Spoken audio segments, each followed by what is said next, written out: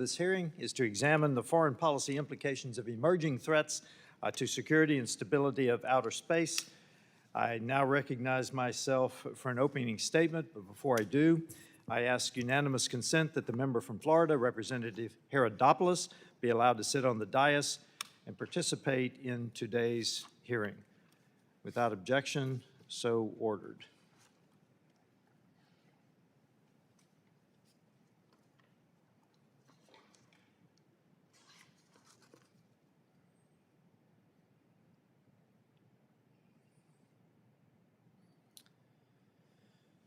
Just a few weeks ago, the world watched as our astronauts completed a historic mission circling the moon, the first astronauts to return in over half a century. It was once again a powerful reminder that American leadership in space is unmatched and must remain that way. However, the realities in outer space are very much different today than they were 50 years ago. Space is now a congested and contested domain, one the U.S. Space Force characterizes as a warfighting domain. Our hearing today on space security is important as our subcommittee grapples with the question of how to compete effectively and maintain U.S. leadership in a competitive global environment where technology and the nature of conflict are ever changing. Space is an environment where actions can be difficult to attribute, formal norms are limited, and intentions are frequently unclear. China, for example, has engaged in aggressive maneuvers in space, from pushing defunct satellites out of orbit to close proximity operations that the U.S. Space Force has characterized as dogfighting in orbit. It is difficult to distinguish between benign and malign actions in space because so many space systems are dual use, frankly. Put simply, a satellite's grappling arm that may be used to repair another satellite in peacetime could, in wartime, be employed to disable a U.S. reconnaissance or military communications satellite. The competition is not only playing out in orbit, but also here on Earth. China is rapidly expanding space partnerships in developing countries, investing in ground infrastructure to improve tracking, monitoring, and launch capabilities. And while China has now surpassed Russia as America's greatest challenger in space, Russia still maintains a formidable space program. For years, the Russians have been deploying a nuclear-capable anti-satellite weapon that, if employed, would have devastating impacts on satellite operations in low Earth orbit. At the same time, concerns in outer space extend well beyond counter-space capabilities. The competition for space superiority is also front and center in the civil, commercial, and diplomatic realms. Programs like NASA's Artemis Accords, in coordination with the U.S. State Department, show how American leadership in space strengthens our alliances and advances U.S. interests. 63 countries have signed on, establishing a shared framework to guide the civil exploration and use of outer space. But China is working aggressively to challenge that leadership, from lunar base ambitions to expanding satellite constellations through the International Telecommunications Union, the ITU. That is why it is encouraging to see the State Department prioritizing these emerging challenges. Secretary Rubio created a new Bureau of Emerging Threats, which, among other priorities, will focus on the very space security issues we are discussing today.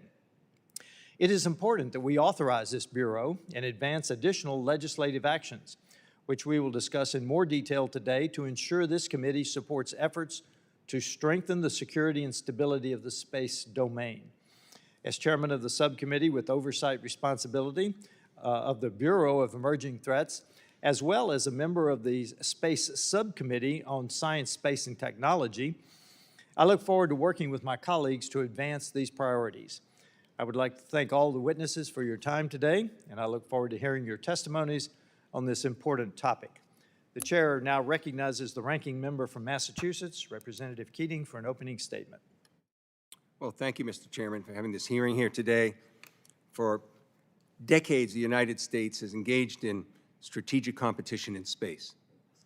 This began with a space race in the Cold War and continues today as we race back on our way to the moon. Yet the race to achieve new heights in space continues. The U.S., China, and Russia are increasingly competing in space in the military and security sectors. As our world becomes more interconnected, the need for greater number of satellites has driven the development of new space-based capabilities, as well as the systems to counter them.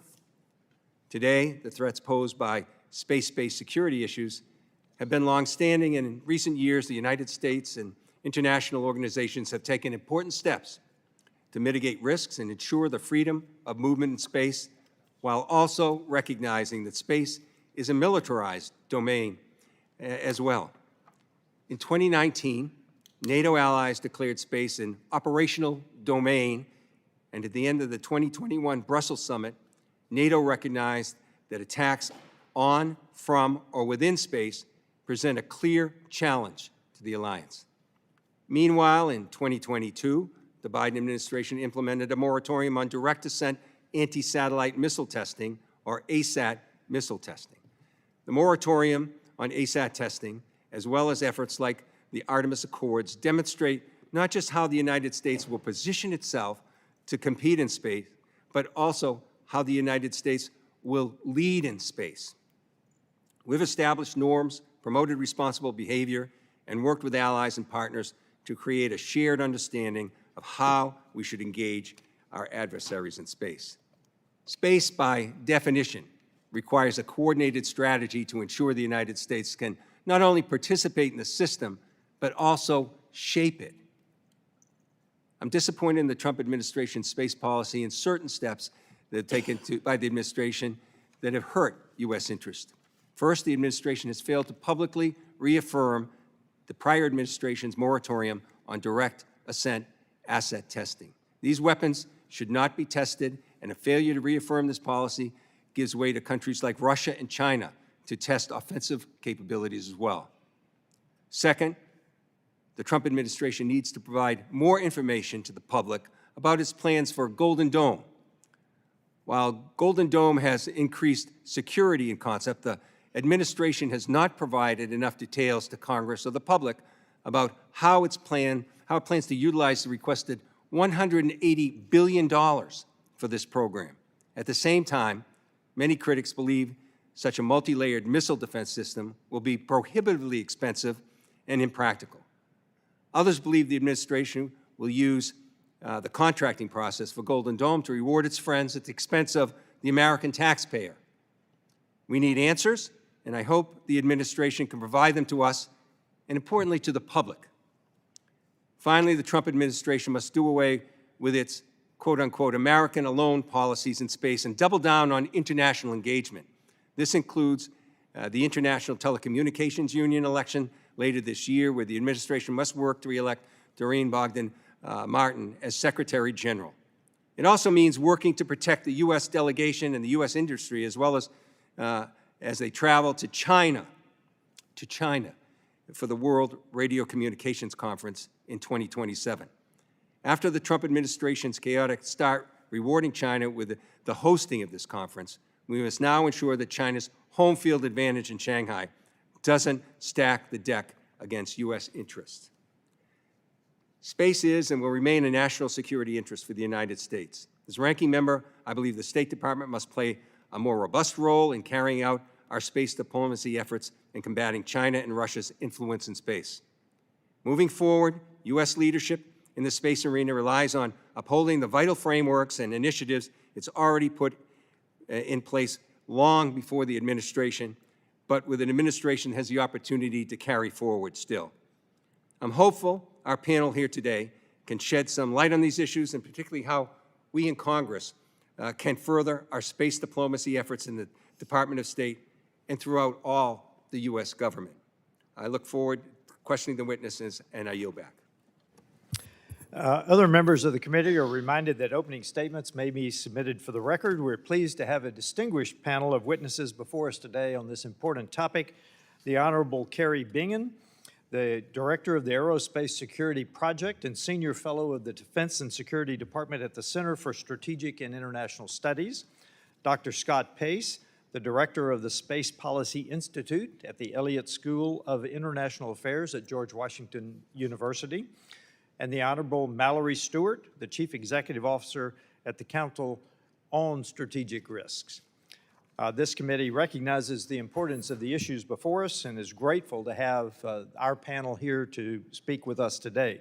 Your full statements will be made part of the record, and I'll ask each of you to keep your spoken remarks to 5 minutes in order to allow time for member questions. I now recognize Ms. Bingen for an opening statement. Thank you. Chairman Self, Ranking Member Keating, and distinguished members of the subcommittee, thank you for the invitation to appear before you today with these esteemed colleagues and friends.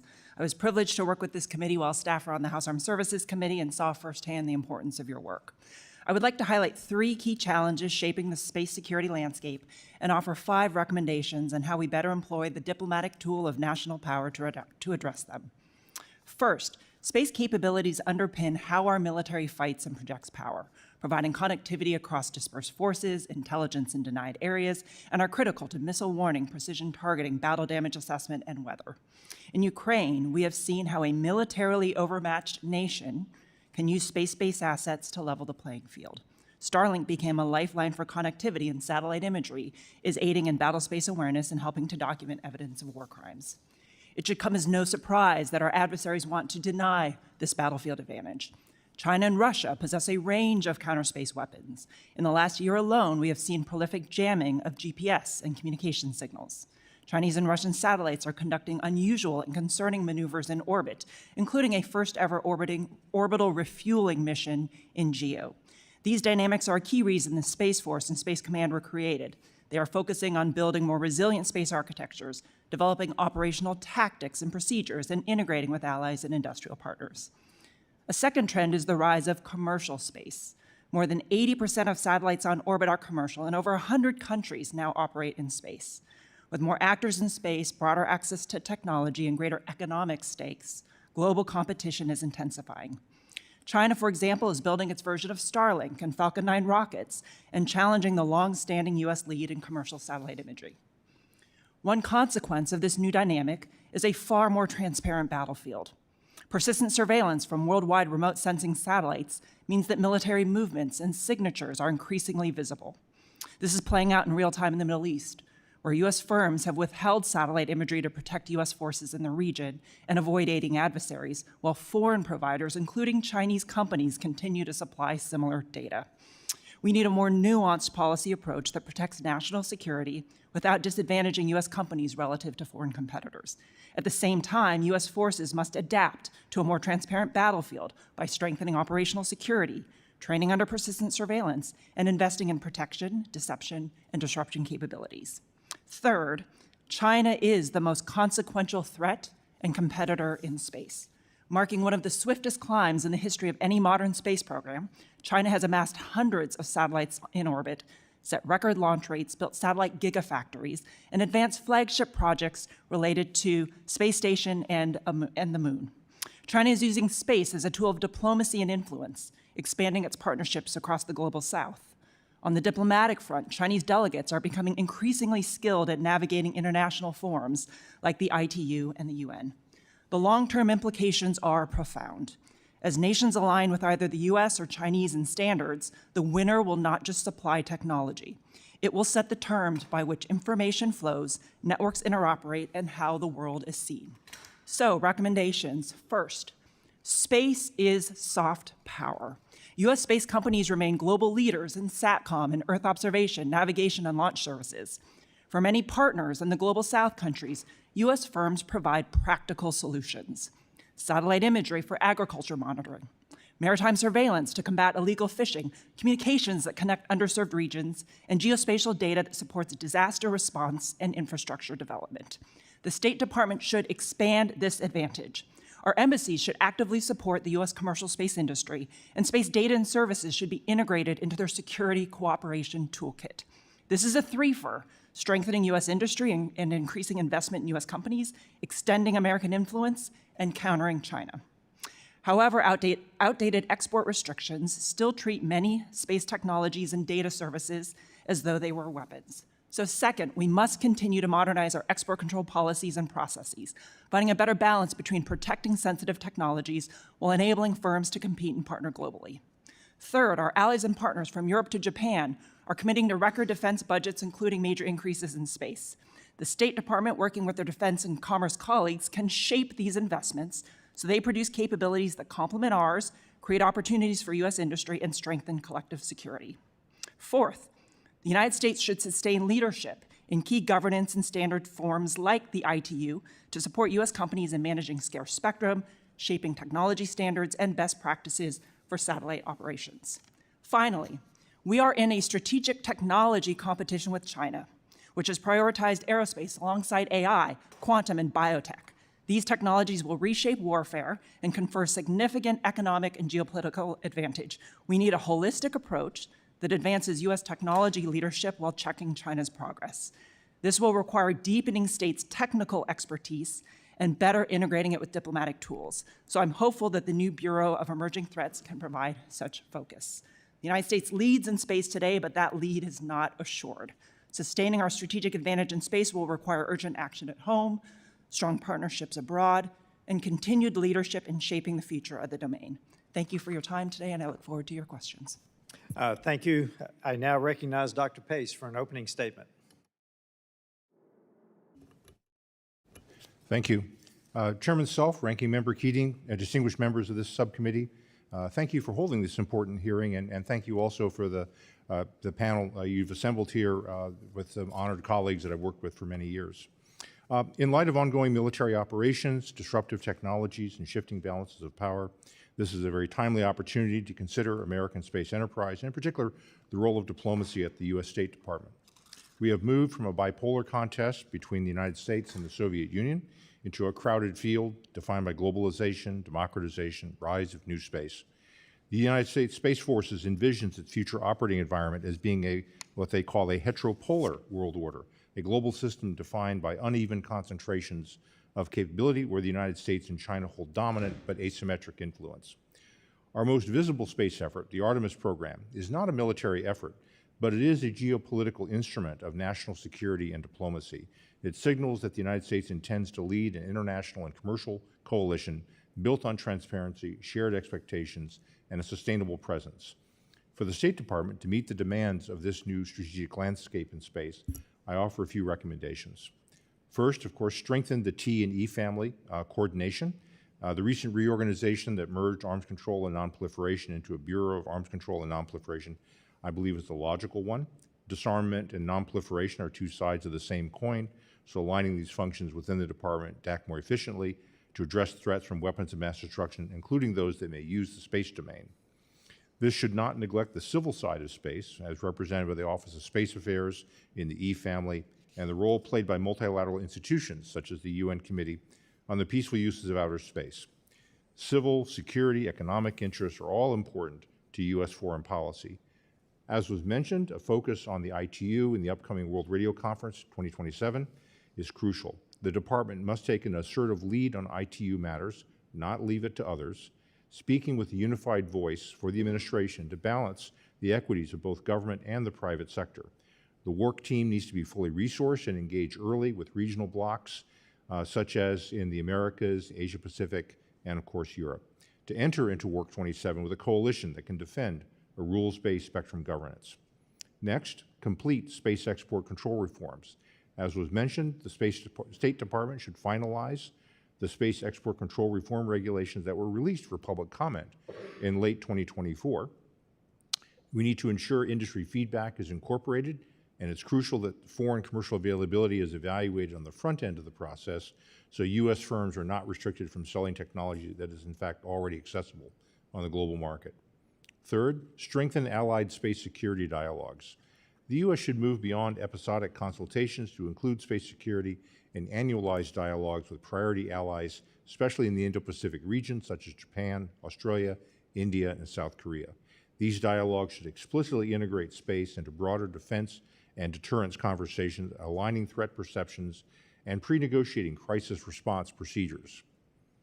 Next, expand a space-literate diplomatic cadre. I'm in international affairs school, so teaching more space to international affairs majors is a pet project. The department should develop and maintain a cadre of space-literate diplomats who can serve as resident experts in key embassies and multilateral missions. This expertise can draw upon other agencies like NASA and the Department of War who have representatives at U.S. embassies, but we need a whole-of-government representation at our embassies, one team, one fight, to ensure our commercial and space security interests are embedded in our diplomatic engagements in a more integrated way. In conclusion, space activities touch all aspects of our national life. The rules of this new frontier will be made by those who show up, not those who stay behind. If the United States and its partners lead, we can ensure the space environment remains safe, stable, and conducive to our values of liberty, democracy, rule of law, and free market principles. And that should be a guiding goal of U.S. space diplomacy. Thank you for your time, and I look forward to your questions. Thank you. And I now recognize Ms. Stewart for an opening statement. Good morning, Chairman Self, Ranking Member Keating, and distinguished members. Good morning, Chairman Self, Ranking Member Keating, and distinguished members of the subcommittee. Thank you for the opportunity to testify today. My fellow panelists have already underscored the importance of outer space to the United States as well as the growing threats to our space systems. I will reemphasize one specific theme. If the United States does not lead in shaping the rules of behavior in outer space, others will. To elaborate, I will briefly address 3 points. First, why the U.S. must work with its allies and partners, both for greater outer space security and in the formulation of rules. Second, why the U.S. needs clear space security policy leadership from the State Department. And third, how the State Department's bilateral and multilateral engagements advance U.S. national security interests. As this subcommittee knows well, one of America's greatest advantages is our alliances and partnerships. These relationships are not just political, they are operational. They are built on shared laws and norms that allow us to cooperate with predictability, interoperability, and trust. The same logic applies in outer space. For decades, the United States has understood that it is in our national interest, as well as the global interest, to establish rules for greater outer space stability. We have done this through treaties, norms, and shared practices. As space becomes more congested and contested, however, the risks of miscalculation and conflict will grow. The limited existing rules will not be able to support the scale and scope of operational growth. Moreover, as discussed, space is extremely relevant to global militaries. That makes it even more important to strengthen deterrence and resilience against attack in outer space. Alliances and partnerships are central to this effort. Interoperability among allied systems increases resilience and allows us to respond collectively if systems are disrupted. Collaboration enables us to establish shared expectations for responsible behavior in space. Establishing such expectations in the form of rules helps us deter and identify anomalous or intentionally irresponsible behaviors, giving us more time to protect and defend our collective assets. For the strongest possible partnerships, trust is critical. Without it, cooperation declines and normative deterrence is not possible. To sustain our partners' trust, the United States must demonstrate that its approach serves collective and not just national interests. This is where U.S. diplomacy plays a central role. Russia and China have promoted a narrative that the United States seeks to dominate space, and they have proposed to legally ban all space-based weapons. Putting aside that their proposed treaty fails to address their own ground-based cyber and dual-use capabilities, the text itself lacks a clear definition of a space weapon. Because any satellite in space could be used as a weapon, such a legal prohibition would be meaningless, unenforceable, and would not improve space security. The United States has taken a different approach to space rules, focusing on observable, verifiable behaviors. A clear example is the 2022 initiative to ban direct descent debris-generating anti-satellite tests. Despite Russian opposition, this effort gained the global support of 155 nations in the United Nations. That success was not automatic. It required sustained, coordinated diplomacy to demonstrate that the initiative benefited all nations. This is what space policy leadership should look like. Support for practical, verifiable rules that enhance our collective security and outer space stability. But effective U.S. diplomacy abroad depends on close coordination at home. Today, responsibility for space security is spread across multiple U.S. agencies and within multiple State Department bureaus. That structure can work, but only with strong leadership. With the cancellation of the U.S. Space Council, the State Department must play a stronger coordinating role, aligning the interagency and commercial sectors, engaging allies, and ensuring that the United States government speaks with one clear voice on all space security issues. Finally, the State Department should restart and expand U.S. space security dialogues. These dialogues allow us to share threat perceptions, explain our policies, and better understand those of other space actors. They also help coordinate the U.S. interagency, bringing together the numerous voices in space security diplomacy to ensure a unified message. These engagements, especially with our strategic competitors, are stabilizing. They reduce misunderstanding, build transparency, explain U.S. positions, and help prevent escalation. In sum, the future of space will not be shaped by emerging technology alone. It will be shaped by rules, norms, and leadership. To protect U.S. interests in outer space, we must lead in collectively defining clear, enforceable rules of responsible behavior, strengthen alliances and partnerships, improve policy coordination across the government, and reinvigorate the State Department's space security diplomacy. If we fail to do so, others will shape the environment in ways that could undermine our security. But if we lead clearly and consistently, we can ensure that space remains stable, secure, and accessible for generations to come. Thank you. Thank you. I now recognize myself for 5 minutes for questions. I will start by saying I believe that we are currently in a hybrid war with China today and other nations, but certainly with China. So a lot of our discussion so far has been about rules, and we need rules, but we also have, I think we need to understand that we are already in hybrid war. So Ms. Bingen, in your written testimony, you talked about ensuring we have adequate defenses and necessary offensive capabilities. I don't hear people talk a lot about offensive capabilities in cyber and space. Can you talk about what offensive and defensive capabilities we're currently investing in? Are there other things that we need to be in, specifically the offense I'd like for you to focus on? Chairman, I would be happy to. And if I can first frame it by, I mentioned there are a range of threats that we see China and Russia pursuing, from cyber methods to electronic warfare like jamming, all the way up to kinetic activity, direct ascent missiles, on-orbital systems, and then even nuclear. So that all speaks to us looking at investing in defensive capabilities, more resilient architectures. At the same point in time, when you see what China is doing in space, building and launching over 500 ISR satellites today, building their versions of Starlink, they're essentially closing their kill chains. And frankly, they're practicing targeting our ports, our ships at sea, our bases. When you think of an Indo-Pacific scenario, so much of our military connectivity, our command and control, our ISR, our eyes, our ears, our ability to communicate rests in space. The Chinese know that. They're also taking advantage of space to target our forces on the ground. It raises the question of we also need capability to hold at risk their ability to see us, to target our forces on the ground.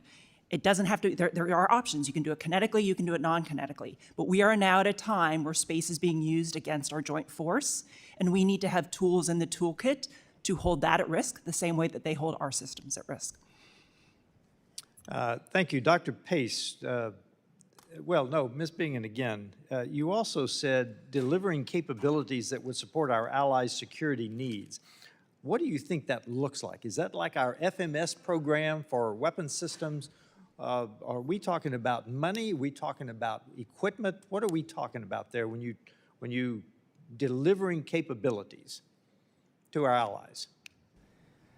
It's a range of options. It's everything from our industry building satellites and providing them as part of a sovereign architecture for Japan or for... But how do we do that? I've got that. How do we do that? Is this an FMS system, a DCS system? I think it can be all of the above. I think it can be direct commercial sales. It can be through FMS and security cooperation. It can be providing hardware. It can be providing software. Do we have that today? Providing services. Do we have that today? To some degree, we do. And I mentioned a bit briefly, sir. There are some of our export constraints, ITAR in particular, is inhibiting certain sales and provision of data, but it is allowing for others. So it is a mixed scorecard. Which brings me to one of the points you made. We need more nuanced policies in your spoken testimony. What are those nuanced policies? You're talking about ITAR? That's one of the export control. That's one of them, and I would not recognize. I mean, this committee's done a tremendous amount of work in this area. One example, though, that I'll give, and this comes from my time working in the commercial space sector at a company commercializing signals collection, and I will acknowledge I am currently on their advisory board. But they were providing data on Chinese fishing vessels to allow our partners to counter illegal fishing. That data, that dot on a map of those fishing vessels, are still subject to ITAR. Okay, very good. And Dr. Pace, obviously China is hosting the next radio communication conference in Shanghai. What policies do we need to see come out of that, and how do we keep China from using their home field advantage, I think one of you said? How do we do that? Because they do have a home field advantage. Thank you, Chair. A couple of things. First of all, strategically, that one of the most important things we can do is to strongly support Doreen Bogdan-Martin's reelection. We nominated, of course, during the first Trump administration, renominated for her current position during the Biden administration. We nominated her again. She's been a tremendous asset, and in terms of ensuring that the ITU is run in a fair way, I think her reelection is number one. Second thing we need to think about at a fairly granular level, security for our delegation while they're over there. World radio conferences always have a certain share of intelligence activities going on from various countries. The fact that this is where it's located in China is a particular problem. There'll be people who won't be able to actually even go there. So paying attention and to the resources and practices to secure our own delegation in that area. Thank you, Dr. Pace. My time is up, unfortunately. I appreciate it. I wish I had more time, but I'm going to recognize the ranking member for 5 minutes. Thank you. Thank you, Mr. Chairman. Ms. Stewart, in your remarks, you emphasized the need for partnerships and cooperation. Can you take a few minutes and detail the progress that's been taking place going forward and the importance of getting these partnerships to share norms, to make sure that the principles in the international community are aligned, and particularly in the area of space, and how that's different than so many other approaches that we have to take? Thank you for the question. Really appreciate the Oh, emphasis. I'm sorry, could you move the microphone closer to you? Yep. Really appreciate, Thank you for the question and appreciate the focus on partnerships, alliances, and norms, especially in the outer space arena. The previous administration, and in fact, administrations prior to the Biden administration, had focused on developing processes and standards that could enable greater cooperation that were in the interest of stability and security of the outer space arena, because we recognize that that was also in the U.S.'s interest when operating in the space environment. In order to achieve these norms and these treaties, we had to work collectively with the global community to explain why it was in all of our interests to have some standard rules, to have some norms that allowed us to know which way we were going in situations in which we were going to have conjunctions, in situations in which we may interact, to allow us to understand what is normal and responsible behavior, so that anything that fell short of that could be identified as irresponsible. That system that really we developed in numerous domains like aviation and maritime allowed for safe operations and allowed us to understand how we should perform even when intentions are unclear. In the space domain, when intentions are even less clear, because we cannot communicate directly, we cannot see very clearly where these satellites are operating or what their intent is, we need those norms and cooperation capabilities more than ever. And so the U.S. has pursued the direct descent destructive ASAT testing normative principle in the UN. The U.S. has pursued another strengthening of the Outer Space Treaty in 2024 in the UN First Committee resolution, recognizing that treaty and emphasizing Article 4's prohibition on the placement of nuclear weapons in orbit around the Earth, particularly to highlight for the international community that any activity to violate that Outer Space Treaty would be harmful to all space operators. And in fact, the U.S. believes that the Russians are developing such a program to place a nuclear weapon in orbit around the Earth. And so highlighting this treaty, highlighting this norm of responsible behavior is important to our success. The reason we need partnerships is so that they can agree and support and collaborate and, in fact, enforce the normative deterrence against those irresponsible behaviors. And this has been the approach of many U.S. governments up until this point, and hopefully it will continue in this administration. Yeah, you mentioned the direct ascent ASAT testing. With the conference coming up and everything else, what's the opportunity for this administration and other administrations going forward to have that kind of clarity and the importance of that going forward? How should we approach the Chinese and the Russians about this? I'll open that to anyone in the panel that might want to comment on that, the importance of that. I'm happy to answer that question. I agree that the U.S. government should reaffirm its commitment not to conduct direct ascent destructive ASAT tests. The U.S. has made this operational decision years ago. This is not any problem for us to recommit to, but it's important for us to affirm this normative approach that the rest of the world sees that we are being responsible players, and to highlight that if anyone violates this normative approach, it's irresponsible and it degrades the environment in the outer space arena for long-term sustainability, is not in the interest of the global community, and should be deterred by preventing contracts or continued coordination with any country that conducts such a direct ascent destructive ASAT test. Yeah. There's about 25 seconds left. So. I would say that one of the important things about this is to recognize that a lot of developing countries are recognizing that they're incredibly reliant on space. So we want our space systems to work. They want the space systems to work because they're reliant on it.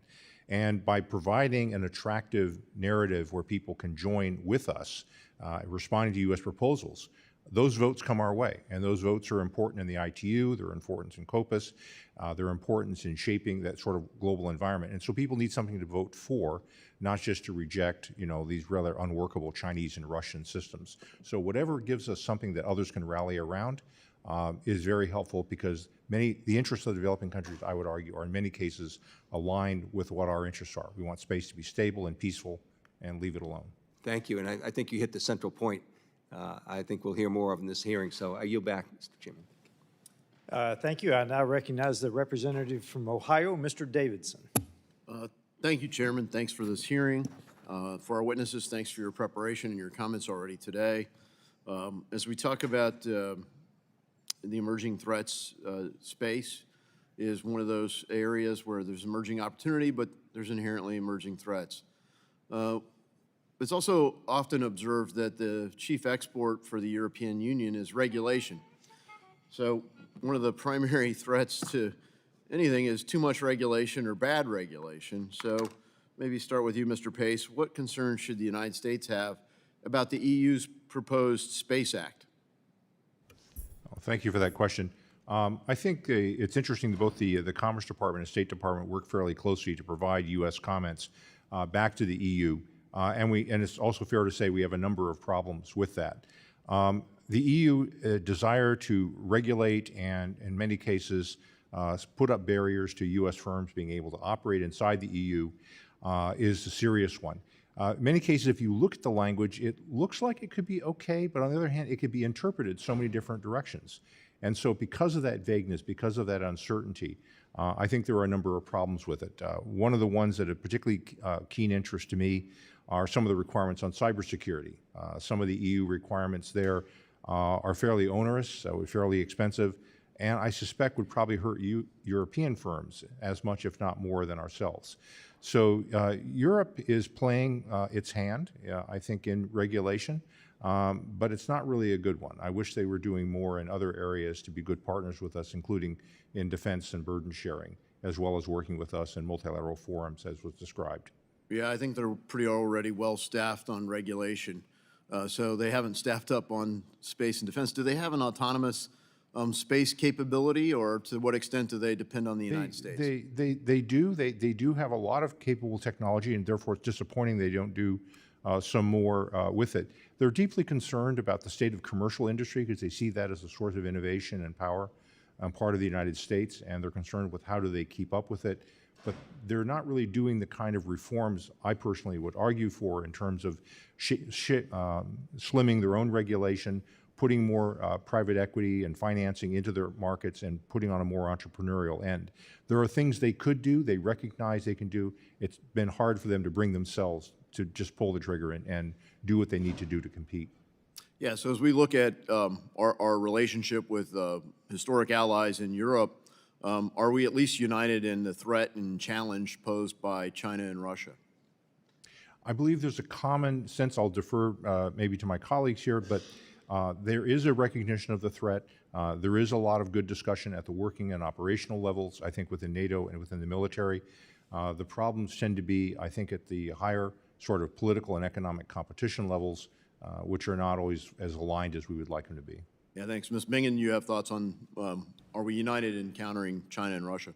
So, sir, I think in general, I would agree with what Dr. Pace said. A lot of it, though, comes down country to country. So NATO increasingly has recognized space as a warfighting domain, and we have threats, particularly the Russian threat. Germany and France are increasing their space budgets, including for defense and security. ESA, the European Space Agency, civilian agency, but for the first time has been given a mandate to also support security. If I can also touch on your first question briefly and generally talk regulation, we have such an innovative commercial space sector right now. Private capital is going into these areas. There are missions now being commercialized that I would have never imagined being commercialized. It was something only the government do or we imagined only the government would do. So the challenge here is we do not want to stifle this innovative sector where we're still exploring these new missions and applications before they even get out of the gate. Yeah, thanks. And so for taxpayers back home, they often think of space as, why would we weaponize space? People don't always think about all the commercial applications that are there for communications, not just for defense, not just for targeting or surveillance, but even GPS and our way to, operate in modern society. So space is an increasingly important domain. And so I get the frustration with Europe, I guess. I'd say, why should we keep working with these folks? I mean, there's a sense of frustration at some point where you go, well, look, you guys just do you, we're going to do us. It's a shame to get to that point on some levels of this, but what are the pros and cons of that? Just saying, look, we're done trying to persuade you, we're just going to do it, kind of go it alone, as it's alleged. Dr. Pace? I would say that, that would be very unfortunate if it came out that way, because first of all, a practical reality among the, as you're familiar with, the Five Eyes countries of Canada, UK, Australia, they're integrated in our operations. I mean, we sit console by console, with these folks. We're looking at Germany is starting to make movements toward a more serious defense posture. They're putting more funding into space-related areas. We'll see if they can execute on that. So as Kari Bingen was saying, you have to look country by country, and in that regard, the EU itself is somewhat disappointing, but individual countries are making movements. You're seeing movement in the commercial sector by Italy. You're seeing France taking some of the commercial stuff more seriously. We'll see what they can do with it. As I mentioned, the Five Eyes are aligned with us. So I think if we look, as the phrase is, a more nuanced approach, there are some signs of hope that we should encourage and work with, while still pushing back against the attempts to have a giant top-down European regulator in charge. Thank you all. I appreciate your testimony today, and I yield back. Thank you. We are already 16 minutes into a vote, so this committee will recess for votes, and we will return.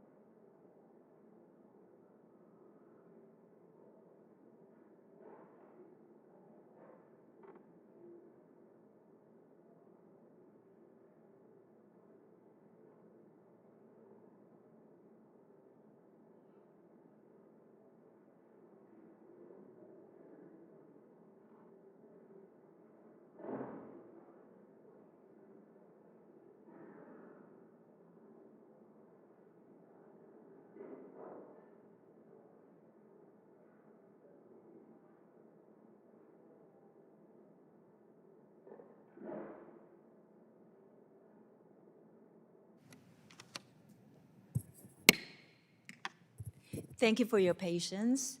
The committee comes to order, and I now recognize Representative Amo for your 5 minutes of questioning. Thank you, Madam Chair. Thank you to our witnesses for being here. Earlier this month, the Artemis II mission reminded the world what's possible when we lead and when we lead together. This wasn't just an American achievement, as you know. It included partners in Canada, one brave astronaut, Jeremy Hansen, and it was built on decades of cooperation from partners around the world. This isn't the first time we coordinated with our allies to make space exploration possible. The world watched Neil Armstrong take a giant leap for mankind, thanks to scientists in Australia relaying the broadcast from space around the world. In 1975, the US and Soviet Union met in space for the first time as part of the Apollo-Soyuz test project. And since 2000, the International Space Station has served as a microgravity laboratory, bringing together astronauts from 26 different nations to conduct groundbreaking research. We don't lead in space alone. We lead by bringing others with us. We lead by setting the rules, shaping the standards, and ensuring that space remains peaceful, stable, and accessible. That's why I'm working with Congressman French Hill to pass the Taiwan and American Space Assistant Act, also known as the TASA Act. Our bill would help NASA, NOAA, and the State Department coordinate more effectively with Taiwan on space exploration, satellite programs, atmospheric research, and, importantly, science education. It's also why efforts like the Artemis Accords are so important. They bring countries together around shared principles and avoiding a destabilizing race in orbit. And just last week, Jordan became the 63rd signatory of the Accords, and we hope to welcome additional countries to the Accords as the Artemis program continues. So I'd like to start with Ms. Stewart. How does the international cooperation in space, like the Artemis Accords, benefit the United States? Thank you so much for that question. Absolutely agree that the Artemis Accords benefits the United States because it brings everyone together on the shared principles of supporting the Outer Space Treaty, of sustainability and safety. It coordinates our efforts toward a common goal of cooperation, of understanding where we're coming from and where we want to achieve greater scientific progress, civilian benefits across the board for all participants. The outline of the expanded Artemis Accords provides some principles to ensure future space exploration is peaceful, sustainable, and beneficial to all. And that's certainly in the U.S. national interest. We need to keep our reliance on outer space safe and secure. We need to be able to grow and expand into the space commercial industry, and we need to work with partners and allies for resilience, for interoperability, for greater capacity in the scientific arena. So this is all consistent with the principles of the Artemis Accords, and it's consistent with the U.S.'s own national practices, even if the Artemis Accords didn't exist, is that our ability to cooperate with others expands our capacity to utilize, to benefit collectively from the outer space environment, and to work collaboratively. And so having these kind of concepts of Artemis Accords, of other normative agreement with partners and allies, allows us to work together toward mutual benefit. And that is really important in the outer space arena. And I appreciate that sentiment. It highlights the fact that our security, our self-interest is deeply connected to partnership, right? We have to move together. Now, under President Biden, the State Department dedicated a special envoy for space who worked to advance American leadership in space exploration and to foster commercial opportunities. But unfortunately, President Trump eliminated both the Office of Science and Technology Cooperation and the Science Envoy program, weakening our ability to lead and coordinate globally. So again, Ms. Stewart, what were the benefits of having a special envoy for space? What opportunities is the United States missing out on now that that role was eliminated by the Trump administration? Any opportunity to coordinate the complex issues in the outer space environment, the complex sort of reliance we have from commercial to science to military and other reliance purposes is important. And to have one special representative who could help as an envoy bring all of that together, understand it more clearly, and even be a figure for the international community to reach out to if they had questions, if they wanted to understand better or cooperate with us. That was valuable, and that was seen as beneficial to the U.S. national interests. In the absence of a special envoy, we need to understand who are the touch points, who can provide the communication, coordinate everyone, and be available to other governments and other partners in the commercial arena to help guide those conversations toward cooperation. I think, you know, in the absence of the U.S. Science Envoy program at the State Department, specifically having that science envoy for space, we should figure out how we enable that coordination, the cooperation, and the voice that can represent the U.S. government. Thank you. My time has expired, but I appreciate you highlighting that space personnel yields good space policy, and we have to continue working together. With that, I yield back. Good. I now recognize myself. Ms. Stewart, at the State Department, civil and commercial space diplomacy are handled under the E family, while space security, arms control, and defense-related space issues are handled by the T family bureaus. This organizational split reflects the dual-use nature of space, but can create disconnects in policy execution. So from your experience at the department, can you briefly discuss how, or characterize the day-to-day coordination and information sharing between the bureaus? And if you can talk about what improvements you can suggest for robust inter-bureau coordination to avoid sending mixed signals to allies and partners. But let me throw one more question out there.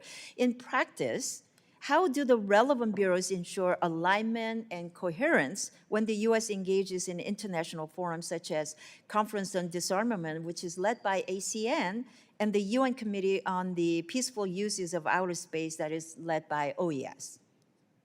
Thank you so much for the question. I had the benefit of working at the State Department under the existence of a Space Council, which actually one of my colleagues on this panel was an excellent leader of.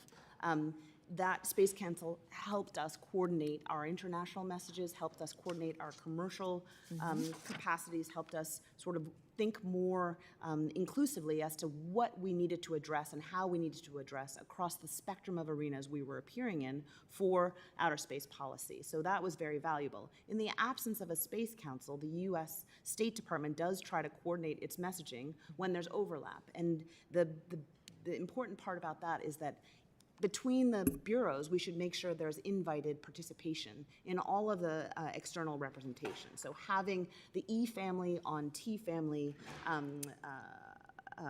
appearances, having the T family help advise and participate in E family conversations, making sure that externally we have a coordinated message requires everyone who's dealing with space to work together, because sometimes the overlaps are not as obvious. But having presence on the delegation, I think, is the really important part.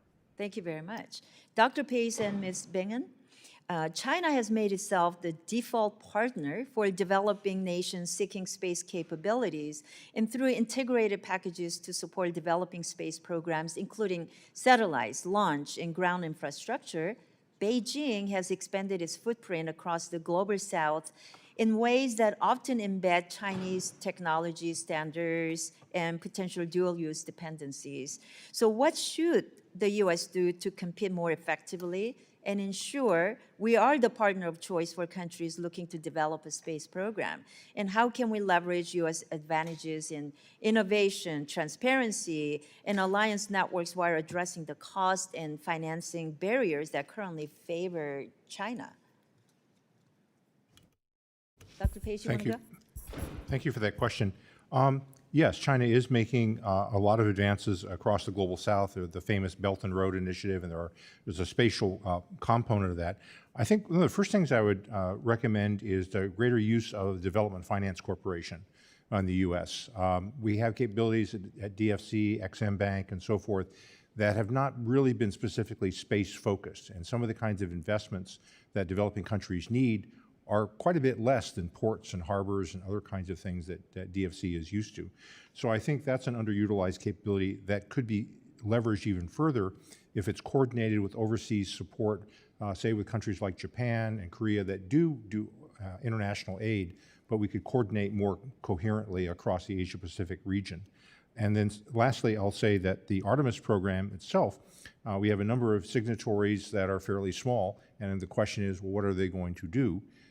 This is where I think NASA, in talking about increasing the number of robotic missions to the moon, there's an opportunity to provide more payload opportunities for those countries to contribute small payloads that they can't afford, to then help us increase the cadence of activities on the moon, and that countries that are even fairly modest can be a part of this effort. So I think that will also help in outreach by giving an alternative to the China narrative that otherwise would be out there. Thank you. Ms. Bingen, can you add to that? Yeah, Congressman, absolutely.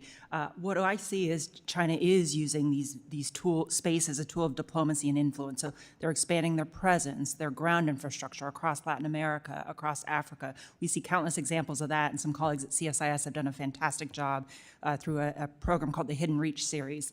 For us, space is tremendous soft power. We have this phenomenal industrial base that still leads in many areas of technology. We have this burgeoning startup ecosystem. It is soft power. And so from state's perspective, I look at there really be 3 authorities and 3 areas that it can very much press on to leverage that soft power space. So commercial direct sales, our embassies, our folks on the ground encouraging U.S. space solutions, working with our industry. Number 2, we talked a little earlier about FMS and FMS.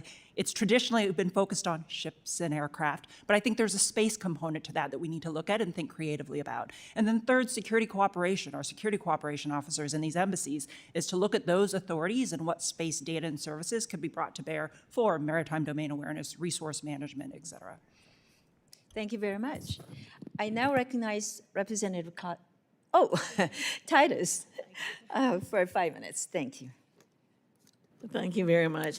I'm sorry that Chairman's gone because I wanted to direct some of this to him, but thank you for sitting in for him. I'm really still trying to understand why we're talking about space today when there are so many other issues in the subcommittee's jurisdiction that we could be talking about that are happening like on Earth. We've got the war in Ukraine that continues to rage. We've got democracy that's backsliding in Europe. You've got energy insecurity that remains top of mind for our European allies and partners. You got USAID's dissolution, which spurs worldwide health crises. You've got rising authoritarian influence throughout Eurasia, and that doesn't even take into account Trump's war of choice against Iran, which is having an impact on Europe, raising gas prices, fertilizer prices, and we've even seen the Iranian drone attack on Cyprus, which is a critical partner of ours in the Eastern Mediterranean. Now, I'm wondering if perhaps we're having this hearing to distract from the administration's failure to meaningfully address any of those major issues here on Earth. I don't mean to imply that space doesn't matter. It certainly does. Mr. Keating laid out lots of reasons why, and our witnesses have talked about that. But, you know, if the majority were serious about space security, as the chairman alleges, they might start by supporting the very institutions that makes American leadership in space possible. Oh, they're doing just the opposite, as it turns out. The Trump administration has proposed cutting NASA's budget by roughly 23%. That's about $5.6 billion. They're slashing the science programs by nearly half, effectively eliminating dozens of missions. They've removed every member of the board overseeing the National Science Foundation just a few days ago. But here we are holding hearings about space security and yet at the same time undermining the very infrastructure that underpins our competitiveness in this field. And that doesn't even take into account STEM education. That's the pipeline for the next generation of scientists and engineers who will be the tip of the spear when it comes to implementing some of the policies that y'all have recommended and addressing some of the threats in space. But the administration has proposed eliminating NASA's Office of STEM Engagement, just getting rid of it altogether, which cuts programs that support students around the country. And at the same time, thousands of research grants have already been canceled or frozen across federal science agencies, disrupting billions of dollars in innovation. All of this is happening while we're sitting here talking about how we need to be superior in space. So what is the goal here? Because from where I'm sitting, it looks like a commitment to space security and a commitment to talking about space while you're dismantling the very capabilities that make space leadership possible is just counterproductive. Now, if we're serious about competition with our adversaries, we'd be serious about investing in technological leadership, serious about national security ties and where those investments can be made. So whether it's on Earth or in orbit, maybe we should go back to funding some of the science that would make this superiority possible. And we should address the urgent geopolitical challenges that are right here on Earth in front of us before we start speculating about what's going to happen in space. Now, we also hear that the White House is planning to cut NASA's Science Mission Directorate by half in fiscal year 2027. Scientific research missions rely on government funding to survive. Without that funding, the programs focused on innovative research and exploration are just going to disappear. Ms. Stewart, how do you justify cutting funding, and how is that going to undermine our stated priority of ensuring American space superiority? Thank you, Representative Titus. I agree that we need to support our outer space infrastructure domestically in the science and technology arena, including in the NASA budget context. I don't disagree with what you've said. I think the good news is that there's a lot of agreement on this panel, and it sounds like there's a lot of agreement in this subcommittee of the importance of outer space for our alliance building and our partnerships, and hopefully for the future of our safety and security. So while these cuts are happening and these concerns are valid, I'm hoping that this committee, this subcommittee, and this panel can help encourage greater coordination and cooperation for the future of alliance building, but also for the future sustainability of the outer space environment. Thank you. I yield back. Thank you. I now recognize Representative Moylan of Guam for 5 minutes of your questioning. Thank you, Madam Chair. Thank you to the panel. For Guam, we're really concerned about the Indo-PACOM situation, of course, and our aggressor being the most western soil of the United States, so close to our aggressor in China. I think any support that we can get from, with your efforts here would truly help out Americans in Guam and protect our allies as well. But one thing we also realize as Guam continues to have increase in military readiness and the build-up, especially, military readiness also depends on a resilient local community.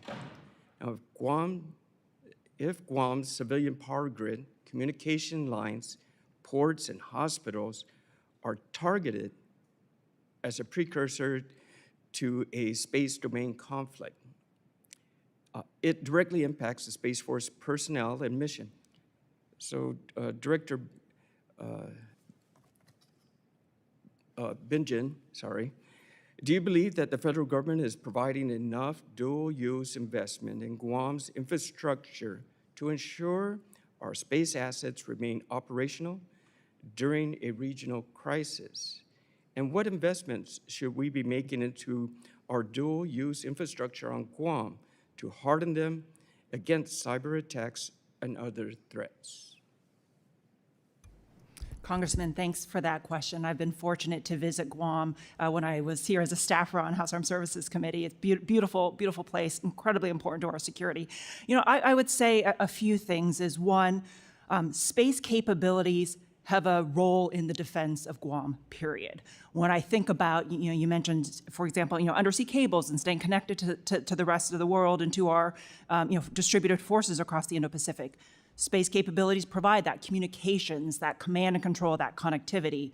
Our missile warning capabilities are key, and there are our key missile defense systems on Guam. Our ability to see threats coming, have that indications and warning to buy our operators and our policymakers some time and space to be able to posture, that all relies on space-based ISR. And then in areas like maritime domain awareness, is having awareness of what's going on, the Chinese fishing fleet, the gray hull vessels, et cetera, that relies on space. So incredibly important. To your point, we've seen the Chinese pursue cyber methods to penetrate critical infrastructure on Guam. The Chinese are also building an array of space-based ISR, or intelligence gathering satellites. They're pairing them with their communication networks so that they can have this high ground to see targets, bases, ports, including in Guam. That is deeply concerning. So, I think one of the key areas for us is putting greater investment in defending our capabilities and providing more resiliency for Guam. But then also, and I mentioned this earlier, sir, is we do not want China to have that unblinking eye over Guam or anywhere else in the Indo-Pacific where our forces are. And so that's going to require us taking some different and new measures to protect our forces and our facilities on the ground. I thank you, and thank you to the panel. Thank you, Madam Chair. I now recognize Representative Costa of California for 5 minutes. Thank you. Thank you very much, Madam Chairperson. I want to associate, first of all, my comments with Representative from Nevada. I think this is an important issue, and my questions will, I think, seek out to underline that. But the issue in Iran and the issue with Ukraine, I think, are also important issues, and we ought to be discussing those as well. All three of you agree that Russia and China are our adversaries. And you talked about us taking the leadership while we still can to set up the goals and the rules. Is that correct? See your head nodding there. How do you believe that the United States is going to be able to do that in the development of counter-space weapons then with the threat posed by Russia and China? Who would like to respond? Well, thank you for the question, sir. I think we are capable of creating the counter-space capabilities necessary to hold Russian and Chinese assets at risk, and that hard power is absolutely crucial to ensuring stability and deterrence. But I think that that can't be separate from our diplomatic activities of getting other countries to align with us and find their common interest with us. As I mentioned earlier, many developing countries are very much opposed to conflict in space because they understand their infrastructure would be placed at risk. And I think our allies, Absolutely. that include NATO and other allies in Asia, would be willing to do so too if we weren't spending so much time belittling their capabilities and their partnership. So why would Russia and China be willing to engage, assuming that we could put together a coalition of the willing to discuss counter-space weapons? I think there are several ways to try to encourage Russia and China to engage with us on the challenges of counter-space weapons, and that's encourage the international community to accept certain parameters as in all of our interest, including the creation of debris. And so we can start with the prohibition on intentional debris creation, ASAT testing. What scares you the most? You can each respond by this being unattended with Russia and China. Sorry, what scares me the most on what? If we leave this under the current status quo? I think the arms racing in outer space will continue unabated with no guardrails, and we'll see the diminishment of the sustainability of the arena through creation of debris, potentially through the placement of a nuclear weapon on orbit or other violations of the Outer Space Treaty. Kari, Bingen, what scares you the most? I think at the ultimate end, it's a threat like Russia's nuclear anti-satellite capability that, if deployed, could lay waste to entire swaths of orbits in space that we use not just for security, but for civilian science, for commerce. Well, we haven't even begun to talk about the potential in North Korea, an outlier, to capably have the ability to create havoc. And I think that's a really good point, is it doesn't necessarily take an orbiting space mine with a nuclear weapon to cause significant damage. It could be somebody with a missile program and a nuclear weapons program that pair the two. And so what would be the goals and that you think if we were to bring together such a dialogue, as you referenced it, that we should be aspiring to? What goals? Yes, Mallory Stewart, you have your hand up.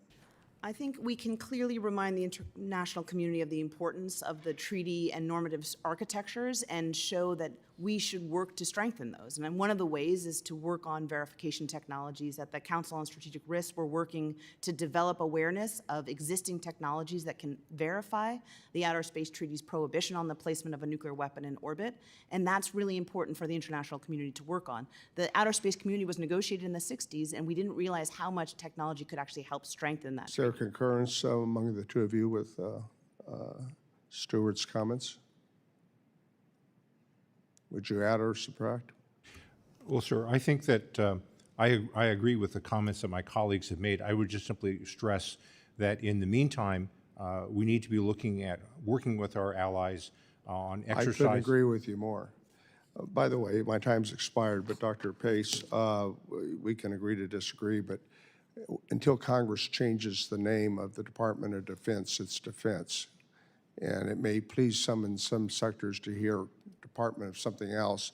Congress ultimately has the authority what all these departments and agencies are named, and we have not changed that. Thank you. I now recognize the representative from Florida, Mr. Herald. Thank you, Mr. Chairman, for the opportunity to wave on today. As many might know, I chair the subcommittee on space, and I really appreciate your thoughtful comments today. I'm learning every day. I want to focus in on our relationship with the PRC and understand where we're at. It's pretty exciting to see that what a lot of people thought was science fiction just maybe a generation ago is becoming a reality in a positive way. But we're also concerned about some of the things that the Chinese are doing in space. As you know, it's so important for our power grid, communications, GPS, you name it. And we see some nefarious things the Chinese candidly are doing in space. And so the question I have for you is, where are we cooperating with the Chinese? Where can we improve that without risking our national security? So Director Bingen, if you wouldn't mind answering that question, and I'd like to move on to Dr. Pace as well. So let me first say, sir, I think China is the most consequential threat and competitor to us in space. At the same point in time, you go back to the Cold War, we still figure out a way to talk to the Soviets, to reduce risks, to reduce miscalculation.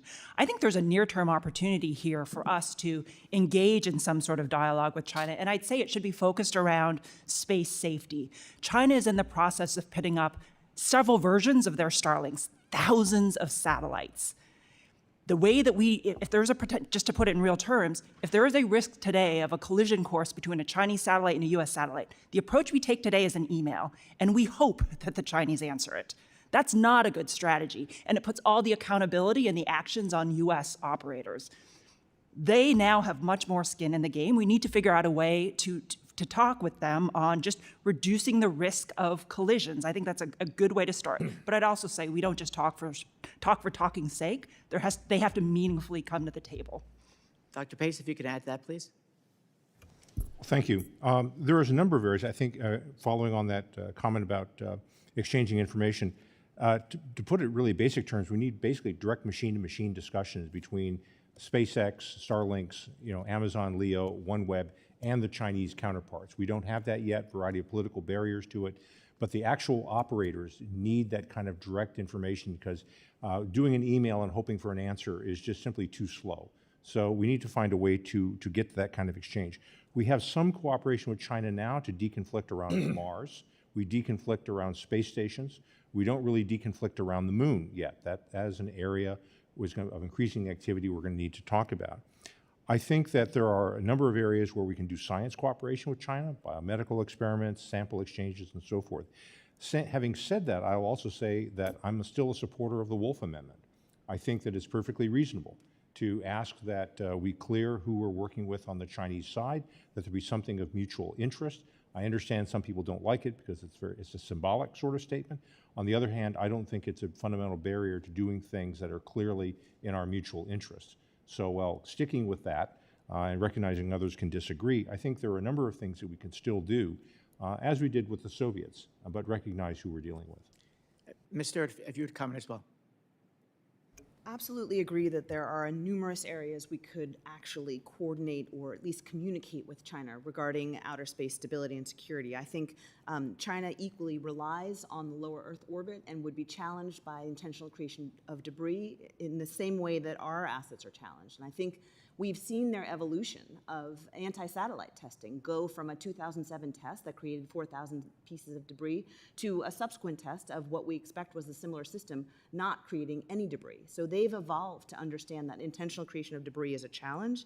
And I think if we could coordinate or communicate the threat perceptions we see in the outer space arena in a way that doesn't disadvantage us, in a way that doesn't advantage them, but in a way that equally recognizes our mutual reliance on that arena, we could work together to hopefully prevent Russia's program to place a nuclear weapon in outer space and to work to eliminate or at least diminish the intentional creation of debris. Thank you. And the last question for Director Bingen is that, what do we have any confidence in the Chinese, given some of the things they're already trying to do in space, where they've shown, there are any goodwill gestures they're making at this point other than rhetoric? Well, I think the recent era where the Chinese communication to NASA saying they were going to maneuver one of their satellites and told us, you guys don't move or move around you, that was certainly a good first step. A fundamental problem I think that we have with China is that they want to have a political agreement first before they'll engage in some of these lower level norm setting. And I think we'd like to build confidence from bottom up, norms and exchanges before getting to some sort of larger agreement. I think the reality of the Chinese large constellations and their own self-interest are going to, I think, hopefully drive them toward a more practical discussion. But as long as they hold out a requirement that we sign up for some unenforceable arms control agreement, I don't think we're really going to get very far. So the sooner that we can get to reality, I think, with them, the better. Thank you, Dr. Basin. Mr. Chairman, thanks again for the opportunity to serve today. I now recognize the representative from Florida, Mr. Fine. Well, thank you. Thank you all of you for being here today. Look, the United States has always been the leader in space, and I'm incredibly grateful to the President for reinvigorating it. I used to represent Kennedy Space Center when I served in the legislature.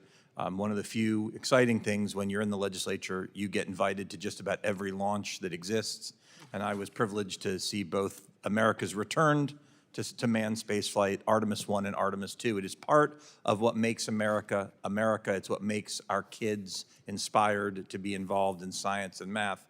But as we've also seen now, it is not just about the science. It is also a potential weapon that could be used by our adversaries around the world. I am very concerned about China, as I know many people are. I think China sees itself at war with us. I think we don't oftentimes look at it the same way. And so my question, and I'll open it to any of you who want to take a shot at it. China's building terrestrial space infrastructure around the world, but most prominently in Africa and here in the Western Hemisphere. Many of these systems could be described as dual use. How could a commercial or scientific ground station also support military or intelligence activities? I'll open that to whichever one of you would like to answer.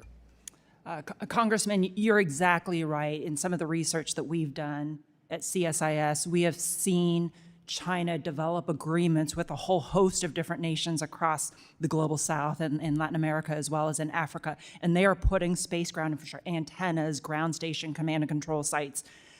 It's basic technology, software and hardware that allows those ground stations and those antennas to communicate with a government system or a commercial system. But here's the catch to the point you were making, sir, is in China is even though they are starting to build out a commercial space sector, it's still very heavily driven by the PLA and the state, financing, policy, even the priorities for what that commercial sector does. So it is hard for me to, at this point in time, sit here and say, this is purely just commercial and dual. So your statement is basically there really is no difference between commercial and military space in China today. It is hard to make that distinction. If I can add one more thing, sir, Yeah. is we're seeing not just them build out infrastructure, put many more satellites into orbit, but we're also seeing them build out their own space industrial base. You know, we sit here, we talk about the imbalance in shipbuilding or drones.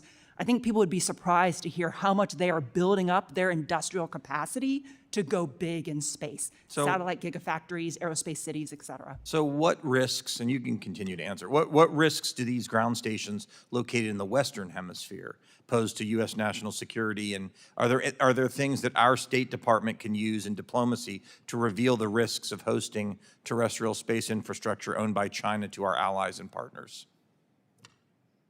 Dr. Pace, go ahead. I would say one of the first things is to work with those countries to have them get greater transparency on what's happening on their own territory. So they may not know. I think in many cases they don't know, or they simply assumed what they were initially told. And the ability for us to maybe make clear that they haven't been fully informed as to what's happening in their own territory would be a place to start. I would just add to that that in some of these countries, they don't even have access to these facilities, that they've been built by the Chinese. They were told that they would have access and learn from it to their advantage, these local. And then they don't. Exactly. And They so- don't keep their word, huh? Exactly. And All right. raising that point Docker. with them and highlighting that this is a challenge for their own participation in the arms race that's happening in outer space, and they could be implicated by supporting China's All right, development. so I only have 1 minute left, so let me ask this question then, and we'll start with you, Mrs. Stewart. What actions can Congress take? What could we do to discourage nations in our hemisphere from hosting these dual use, which may not be dual use, terrestrial space infrastructure? What can we do about it?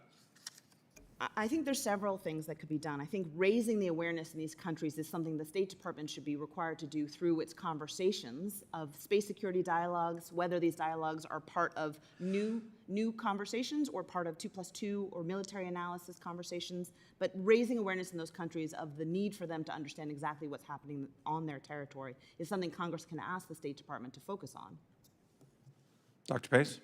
I would also say this is where we can look at, as I mentioned earlier, Development Finance Corporation and others, so that the Chinese aren't the only ones out there offering, potential terms and conditions for their own developments. I think the commercial space industry in the United States, supported by the U.S. government as part of the foreign policy interest of the United States, can make headway in a lot of those countries who are interested in being part of a growing commercial space industry worldwide. It's attractive, and they want to be a part of it.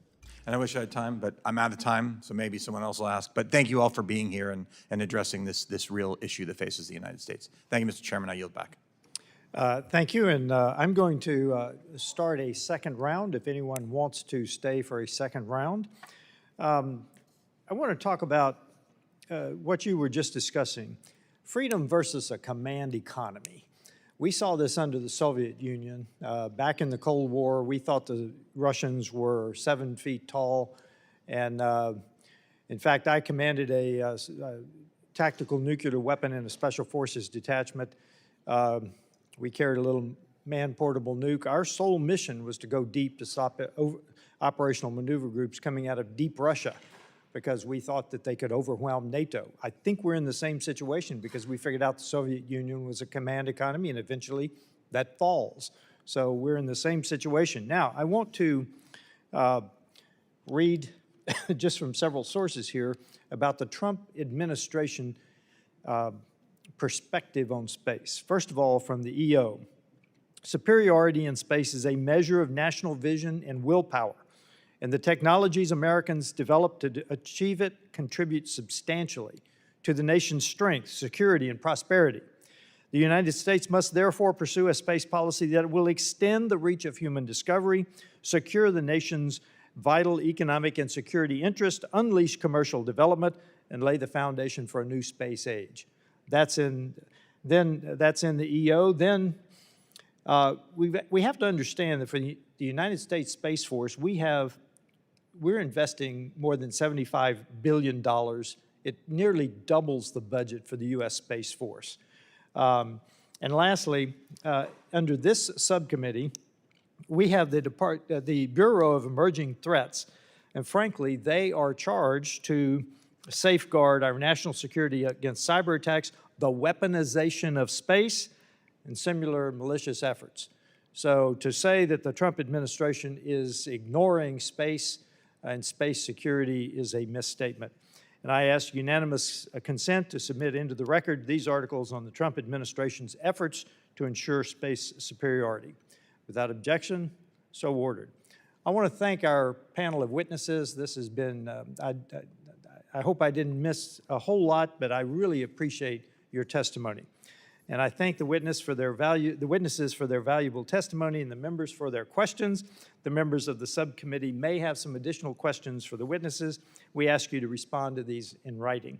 Pursuant to committee rules, all members may have 5 days to submit statements, questions, and extraneous materials for the record, subject to the length limitations. Without objection, the committee stands adjourned.